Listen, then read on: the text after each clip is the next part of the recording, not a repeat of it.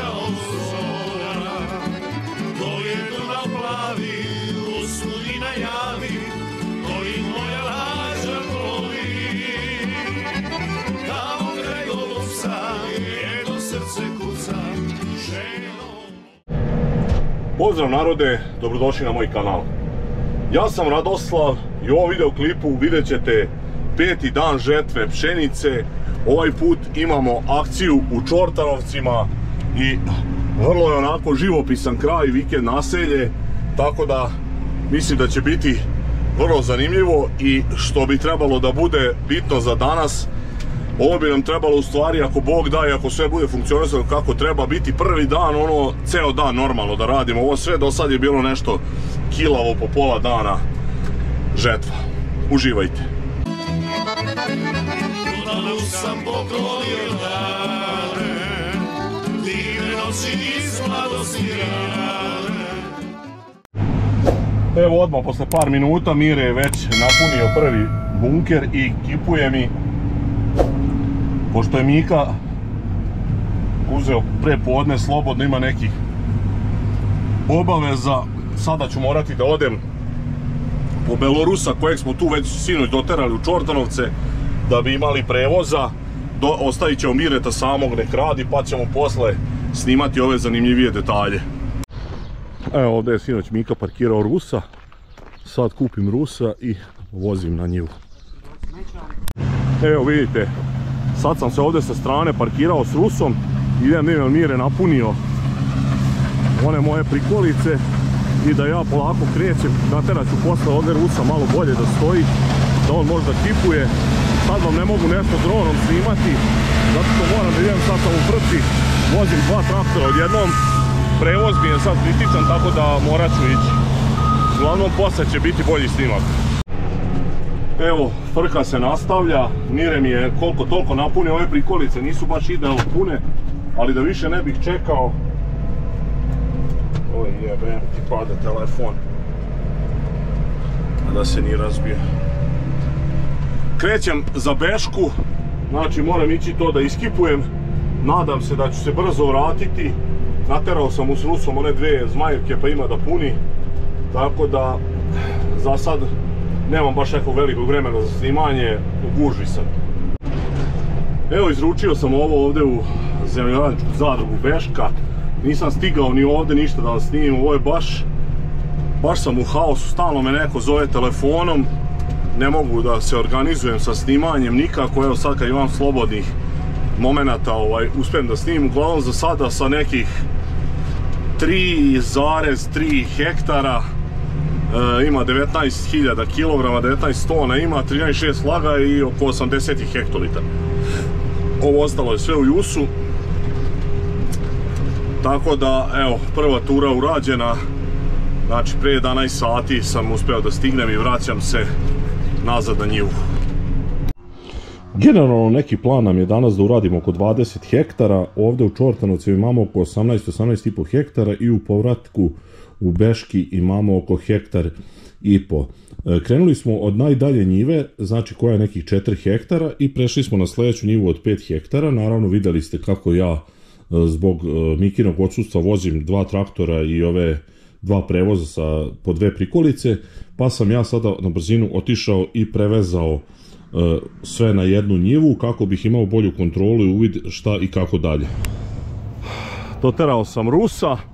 Evo, sada sam ovdje ispred Pume parkiran. Sad ću da vidim koliko je bilo, koliko je iskipovao. Mislim da ima u drugoj možda pola, a u ovoj jedno 60%.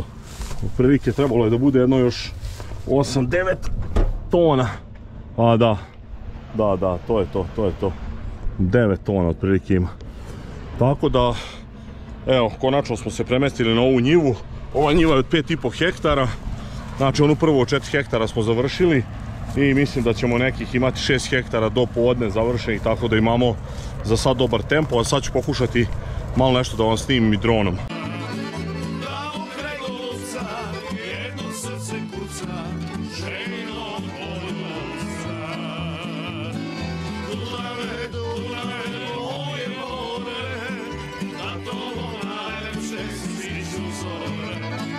Dunave, Dunave, moje zore.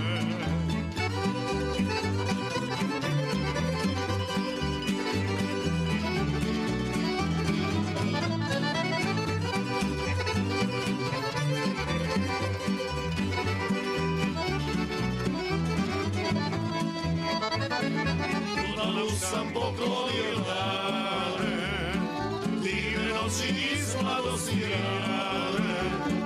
Dunavu sam dao, sve što sam imao, sad to mi sad nije žao. Tamo kraj Dolca, jedno srce kuca, željno. Prvo sam malo uhvatio ovde hlad, evo ima neka vikendica koja se gradi ovde pored njive odmah, tako da sam pobegao u ladovinu. Ovde je mnogo prijatnije, na suncu ko zna koliko ima, 50 stepeni, sigurno 37 stepeni u hladu, tako da sad ću malo ovde par minuta odmoriti, a onda ću vam snimiti dronom situaciju. Iskoristit ću ovu priliku i ovaj video da vas malo upoznam sa selom Čortanovci. Čortanovci se također nalaze u opštini Inđija, 10 km su od Krčedina. Trenutno imaju oko 2300-2400 stanovnika, slično kao Krčedin, inače su kroz istoriju bili mnogo manji, međutim zbog dva događaja, zbog otkrića rude i zbog železničke stanice koju su uspeli da im otmu ovi sektaši, i posle 139 godina Čortanovci više nemaju svoju železničku stanicu. Po te dve stvari su bili poznati, i naravno po snimanju filma Varljivo leto koje je snimano na Čortanovačkoj plaži. To je lepa stvar što raste broj stanovnika i jedno od retkih sela u kom se to dešava.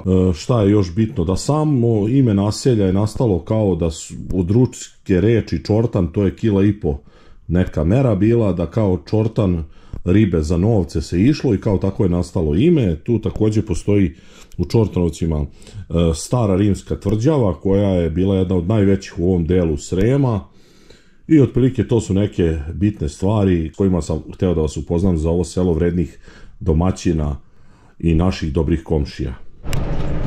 Kao vidite iza leđa mojih da su mi napunjene obe prikolice, ima 20-ak tona. Taman sad kad sam izašao na letnji put video sam da je Mika stigao, doneo je i ručak, tako da eto ipak je na vreme stigao. Njemu tamo ima, vidite da ima 9-10 tona u njegovim prikolicama. Mire će vjerojatno još jedan bunker iskipovati i Mika će isto krenuti ovamo na silose, tako da ćemo sad uhvatiti neki ono malo bolji ritam, malo manje žurbe. Uglavnom za sada ide dobro i po meni do sada je urađeno nekih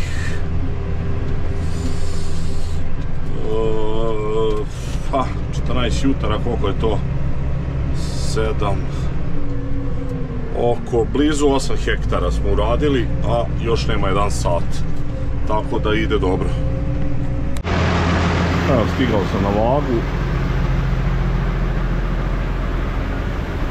kipovanje.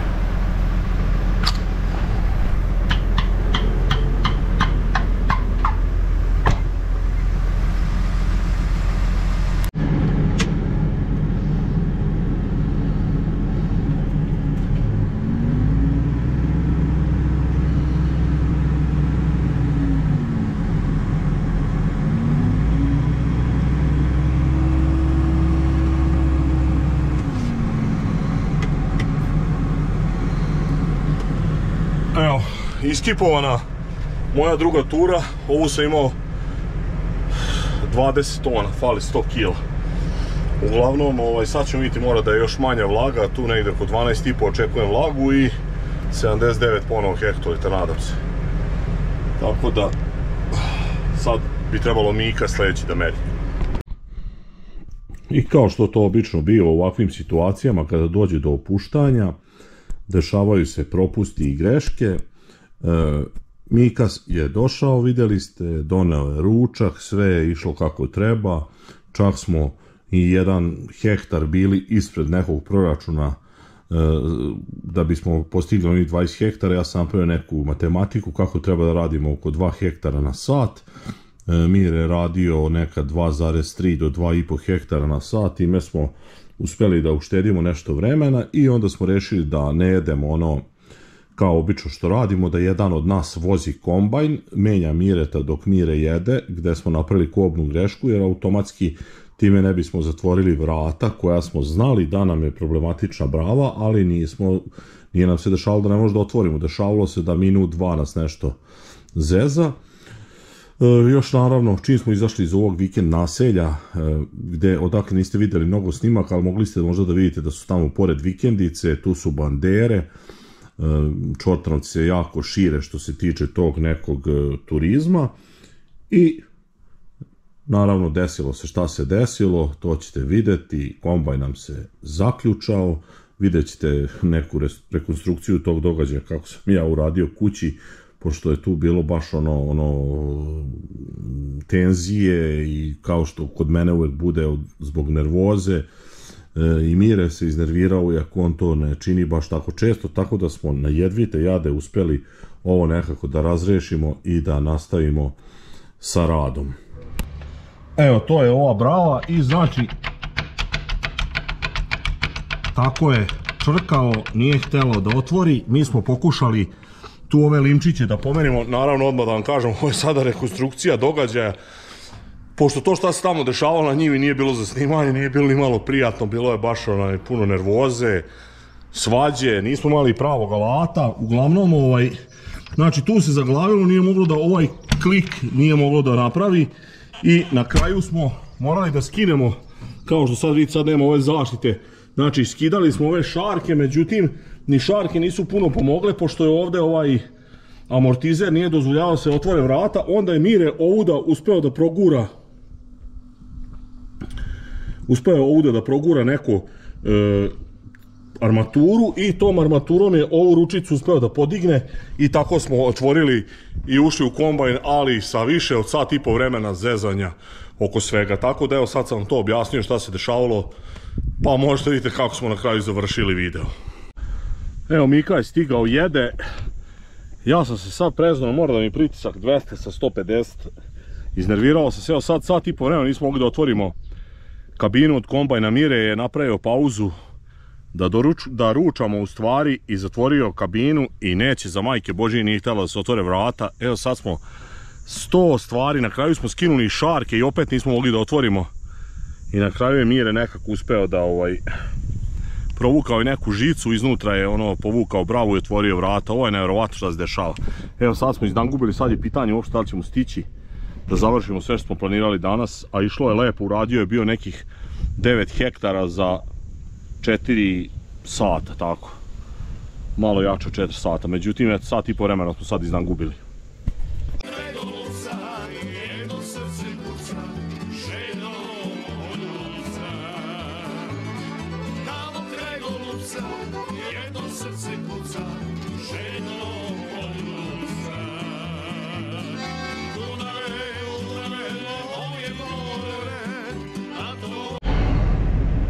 Evo na silosima i malo gužve, valjda su ljudi malo počeli više da rade. Evo iza mene jedan s traktorom i sa 2 prikolice.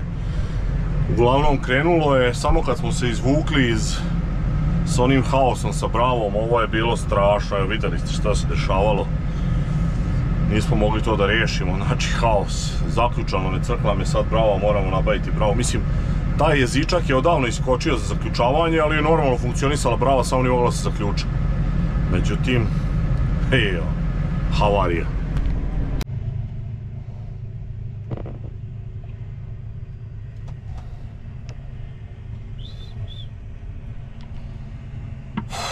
Sad je već ozbiljna prašinčina.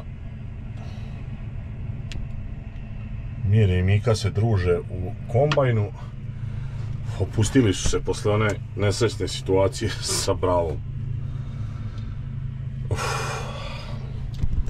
Evo sad ovo kada uradi, bit će gotovo 15 hektara. A sad je negdje blizu 5 sati. To je, izgubili smo sat vremena. Nadoknadio je nešto Mire, ali ne može juriti kao nenormalan. Valjda ćemo uspjeti da uradimo još tih 5 hektara.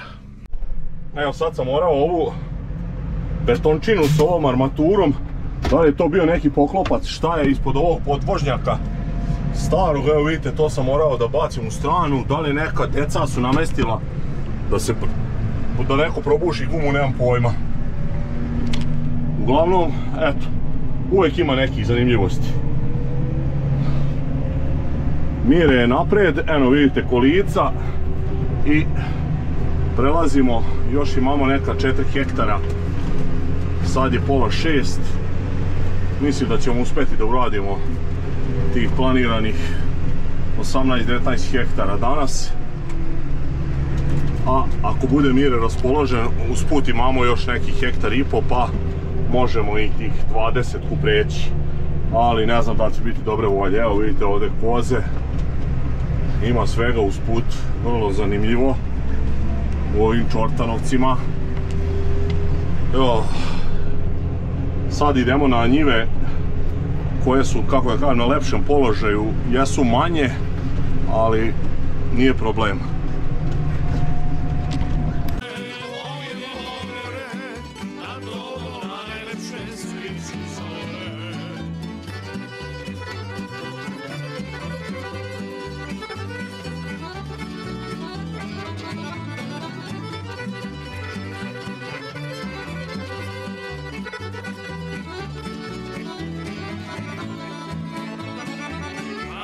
Gledaš ljudi s terenu, kako velađe talasegu, pevaš čujem pesme iz minulih dana, nek se čuje dobre sana. Tamo kraj Golubca jedno srce kuca, željelo poljuca. Tamo kraj Golubca jedno srce kuca, željelo poljuca. Čuje se hidropogon, Mire ga maksimalno vošti pa smanjuje naglo. Kad rikne morat će da proda 1-2 jutra zemlje. Evo ga, stiže. Nažalost, uspjeli smo da uradimo 18,5 hektara, nismo na 1,5 hektar, morat ćemo se vraćati za Bešku. Vidjeli ste šta se sve dešavalo, koje gluposti neverovatne, posebno ono sa Bravom. Izgubili smo skoro 2 sata. Šta je tu je? Uglavnom, to je liko za ovaj video. Šta je sad? Mire propušta ove žure, verovatno na kafu ili nešto. Uglavnom, toliko za ovaj video. Ako do sad niste zapratili moj kanal, zapratite, ostavljajte lajkove, komentare, delite moje video snimke. Vidimo u sljedećem klipu. Pozdrav!